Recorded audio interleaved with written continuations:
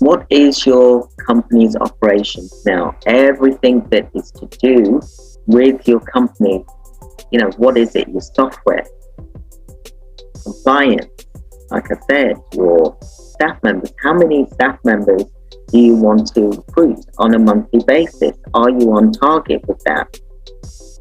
Because remember, you've got the company's turnover that you want to achieve, but the staff members are going to need to be able to deliver that product in order for you to be paid, for example.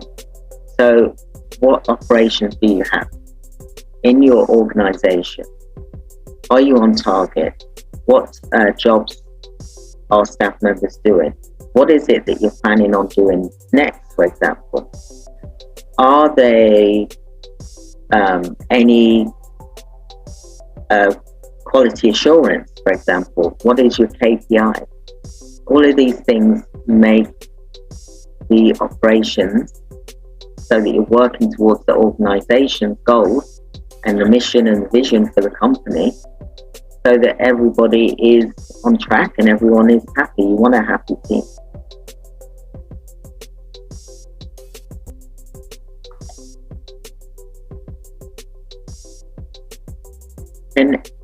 Can everyone hear what I'm saying? Hope you can. If you can type yes, that would be great. So what about the leads, phone calls, the emails? You're going to need to be able to fit. I'm glad that you can hear me. Thank you. Maybe the person's maybe on mute, for example, why they can't hear me. I'm not sure why. And so what phone calls, what leads do you have coming in? Because even though you've got phone calls, you've still got emails that you need to send out to follow up on those leads. And you don't just stop. You don't just do it once. You've got to do it over and over again. Like I said in my YouTube video, for example, that sometimes it takes 5 times, up to 5 times, for someone to do business with you. And that's a fact. So you can't just sort of do it once and then give up. You've got to keep pushing, because someone will say yes, like Colonel Sanders in KFC. We all know KFC. It took him 1009 no's before someone said yes. And if he gave up, he wouldn't have left a legacy, and we would not have known about KFC. So just think about that. You've got to keep focused and work on your business for at least 2 hours a day, sourcing contracts.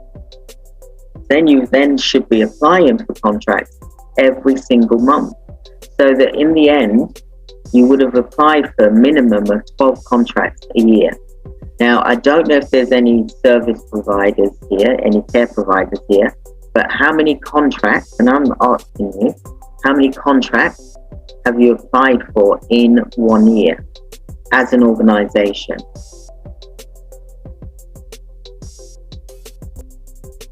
And that is something which, a lot of providers aren't doing.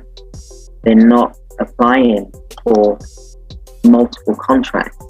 They apply for one and then they stop, because they're trying to service that contract, but that contract is, you've achieved it, you've got staff members there, then you need to look at what is the next contract that you can apply for. And you should never stop applying for contracts, because a contract can be snatched away from you. So you've always got to keep replenishing your staff members. You've got to keep doing recruitment every single week. Put an advert out, you've got to recruit every single week, because people come, people go, for example. Same with the contracts. You've got to keep applying for contracts. You've got to keep sourcing for contracts, so that your staff members that you're taking on have got constant work coming in.